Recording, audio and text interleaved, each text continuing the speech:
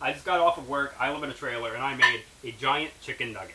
So I'm normally not one to wear gloves, but the mandolin got me again, so, you know, oops, anyone, chicken. And then I have this idea.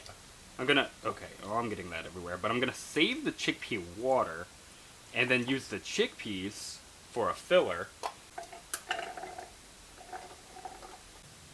Salt, onion, garlic.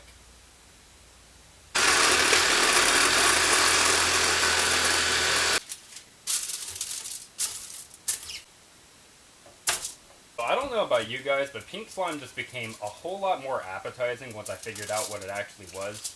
I've got a whole bunch of chicken. I'll like, I don't know, blend that later. I'm gonna go for the iconic boot shape because it always reminded me of the shape of America, and now it kind of reminds me of the shape of Donald Trump's hair, and I just think that's funny. So we're gonna do that. Sometimes I think about how eventually I'm going to be able to stop saying, I just got off of work, I live in a trailer, and blah blah blah blah blah, because this is going to be my legacy. This. And I just love that. And now into the freezer it goes until it's mostly solidified. You know how it is. If it's still floppy, it's good enough for me.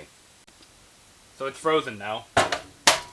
Or frozen enough. And it's entirely way too big for me to actually bread it in a way that makes sense. So I've got a better idea. I'm just going to take an entire handful of flour and just...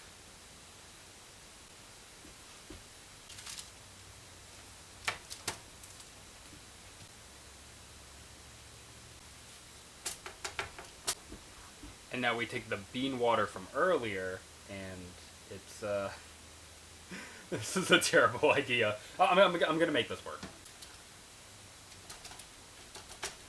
Okay, so now the idea is, if I get more flour on it, then it'll, and pop it in the air fryer.